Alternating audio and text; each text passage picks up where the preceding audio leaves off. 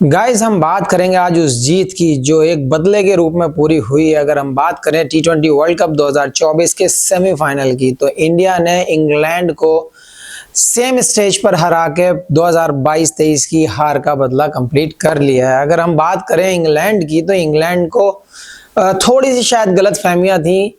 उन्होंने टॉस जीतकर पहले बॉलिंग करने का फैसला किया था। अगर हम बात करें गयाना विकेट की, तो गयाना की विकेट स्लो ही होता है हमेशा से, लेकिन कल बारिश के चलते शायद इंग्लैंड ने ये डिसाइड किया टॉस जीतने के बाद कि हमें डीएलएस नियम शायद हमें कुछ बेनिफिट कर सके या फिर हम चेस को आसान कर सकें। तो इंग्लैंड की टीम ने टॉस जीतकर पहले बॉलिंग करने का फैसला किया और वो फैसला कुछ हद तक उनके अगेंस्ट गया। अगर देखते हैं तो रोहित शर्मा, विराट कोहली स्टार्टिंग करने के लिए जब क्रीज पे उतरे तो रोहित शर्मा का साफ था, क्लियर था कि मैं उसी फ्लो में खेलूंगा जिस फ्लो में मैं खेलता आया हूं। तो रोहित शर्मा ने ताबड़तोड़ बल्लेबाजी की। विराट कोहली थोड़े जल्दी आउट हुए, एक शॉट अच्छा लगाया उन्होंने, लेकिन उनका भी अप्रोच वही सेम था कि रन ज्यादा से ज्यादा बनाए जाएं। तो इंडियन टीम का माइंड क्लियर था कि हमें किस अप्रोच के साथ खेलना है। उसी अप्रोच में विराट कोहली ने स्टार्ट किया, उसी अप्रोच में रोहित शर्मा ने स्टार्ट किया। विराट कोहली थोड़ी जल्दी आउट हुए, उसके बाद आया ऋषभ पंत। सेमीफाइनल में ऋषभ पंत भी कुछ खास ज्यादा कर नहीं पाए, जल्दी ही आउट हुए, लेकिन उसके बाद आए सूर्य कुमार यादव। सूर्य कुमार यादव ने रोहित शर्मा के साथ मिलकर साझेदारी की, एक दूसरे का हाथ पकड़ा और चल दिए आगे की तरफ। क्योंकि 8 ओवर तक गेम चला, 8 ओवर में 60 के आसपास मेरे हिसाब से स्कोर था उस टाइम। जिस टाइम दोबारा से वो बारिश आई, पहले तो टॉस से पहले ही बारिश ऑलमोस्ट 75 मिनट लेट चल रहे थे हम, डिले स्टार्ट हुआ, लेकिन 8 ओवर के बाद फिर से एक बार बारिश आई, वहां पर फिर खलल डली थोड़ी देर के लिए, लेकिन मैच पूरा स्टार्ट हुआ। दोबारा से मैच स्टार्ट हुआ और कंप्लीट भी हुआ। अगर हम बात करें इंडियन बैटिंग की, तो इंडियन बैटिंग ने कमाल की बैटिंग की है। स्लो विकेट पे, स्लो था, लो था, लेकिन अगर हम बात करें, चाहे वो आपके सूर्य कुमार यादव हो, रोहित शर्मा ने 50 रन बनाए, सूर्य कुमार यादव ने 47 रन बनाए, जडेजा ने वहां पर अच्छी बैटिंग की, उनका साथ अक्षर पटेल ने अच्छी बैटिंग की। लेकिन अगर हम हार्दिक पांड्या की अप्रोच को देखें, बड़ी कमाल की अप्रोच रही है। क्रिस जॉर्डन जब बॉल करने के लिए आया, उन्होंने पहली बॉल पर छक्का लगाया, फिर दूसरी बॉल पर छक्का लगाया। छक्का तो तीसरी बॉल पर भी लगा रहे थे, एलिवेशन नहीं मिला, और तीसरी बॉल पर छक्का लगाने के चक्कर में हार्दिक पांड्या आउट हो गए क्रिस जॉर्डन की बॉल पर। क्रिस जॉर्डन की अगर हम बात करें तो 3 ओवर में 37 रन देकर 3 विकेट लिए, लेकिन सबसे किफायती बॉलिंग की स्पिनर्स ने। अगर हम बात करें आदिल रशीद की या लिविंगस्टन की, इन्होंने बड़ी ही किफायती बॉलिंग की है मिडिल ओवर्स में, और भारत को थोड़े से रन कम किए हैं अगर भारत की तरफ से देखा जाए, वरना भारत 180-185 रन का टारगेट अचीव कर सकता था, लेकिन इन्होंने बहुत ही किफायती बॉलिंग की दोनों ने।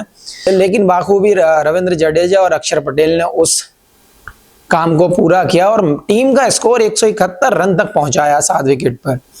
तो इंडियन टीम एक तरफ से तो राहत में थी, इस लो विकेट पर 171 रन बहुत थे, क्योंकि लोगों का था, एक्सपर्ट्स का कहना यह था 145 भी इनफ है यहाँ पर, लेकिन 145 नहीं, 155 नहीं, 165 नहीं, 171 रन बनाए इंडियन टीम ने।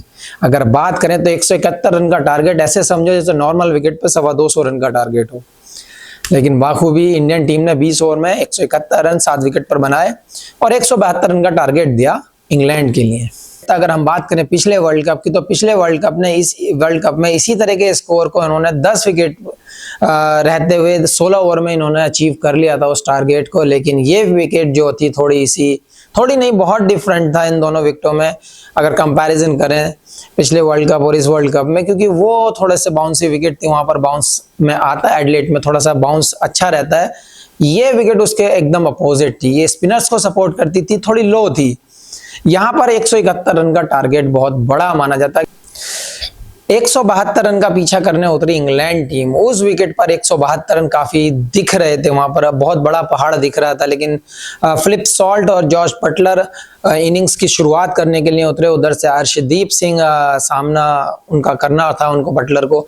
अगर देखते हैं तो 171 रन काफी माने जा रहे थे, लेकिन अर्शदीप जब पहला ओवर लेकर आए तो काफी नॉर्मल सा रहा, थोड़ा सा स्विंग नजर आया, लेकिन उसके बाद जब वो तीसरा ओवर आया, इनिंग्स का तीसरा ओवर, क्योंकि तीसरे ओवर में इन्होंने जोश बटलर ने 3 चौके जड़ दिए थे अर्शदीप सिंह को तीसरे ओवर में। 2 ओवर बड़े साधारण से गए थे इंडिया के, लेकिन तीसरे ओवर में 13 रन जड़कर थोड़ा सा अपना मंशा जता दिया था कि हम किस अप्रोच से खेलने वाले हैं और हम कैसे खेलते हैं। एक टाइम को तो ऐसा लग रहा था कि विकेट फ्लैट हो जाएगा या फिर बैट पे आने लग गई है बॉल, लेकिन चौथे ही ओवर में आए अक्षर पटेल। पहली ही बॉल पर जोश बटलर को उन्होंने आउट कराया ऋषभ पंत के हाथों।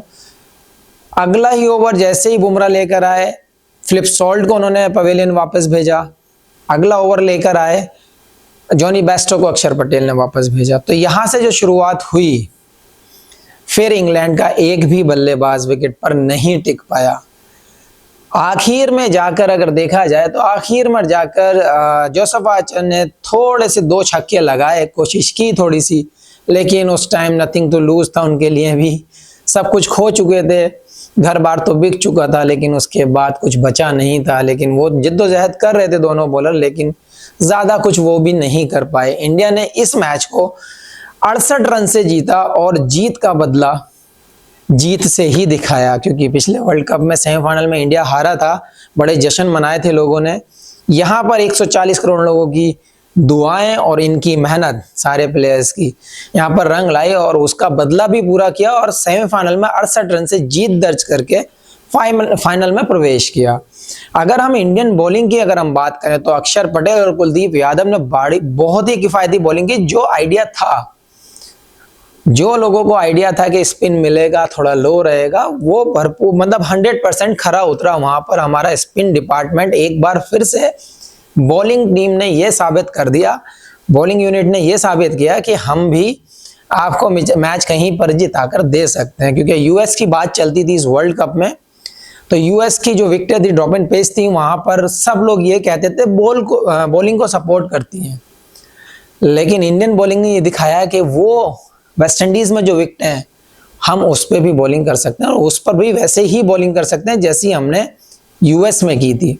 तो कमाल का बॉलिंग प्रदर्शन रहा, कमाल का बैटिंग प्रदर्शन करा। अब सारे प्रदर्शन एक साइड हैं, अब बचा है फाइनल हमारे सामने। फाइनल है, दोनों टीमें अनबीटन हैं, दोनों ही टीमें इस टूर्नामेंट में कोई मैच नहीं हारी हैं। साउथ अफ्रीका पहली बार फाइनल में आई है और भारत पहले फाइनल खेल चुकी है। तो अब देखना यह होगा कि दोनों टीमों के सामने कैसा मैच होता है, क्योंकि दोनों सेमीफाइनल तो बड़े एक तरफा जैसे हो गए, वन साइडेड मैच हो गए। लेकिन फाइनल मैच आता हूँ थोड़ा फाइटिंग हो, थोड़ा अप एंड डाउन आए, लेकिन जो बेस्ट खेले वो मैच जीते। सो गाइज, मैं एक ही चीज कहना चाहूंगा, ये 11 साल का इंतजार है, इस इंतजार को अब खत्म किया जाए, इंडियन टीम जीत कर घर वापस आए और खुशियां मनाए। हम आपसे यही दुआ करते हैं कि आप भी दुआ कीजिए, 140 करोड़ लोग दुआ कीजिए अपनी भारत टीम के लिए, इंडिया टीम के लिए और अपने प्लेयर्स के लिए। बस प्लेयर से एक ही है, आप अपना मोर देन 100% दीजिए, हम आप पे ट्रस्ट करते हैं और हम दुआ करते हैं कि इंडियन टीम जीत कर आए।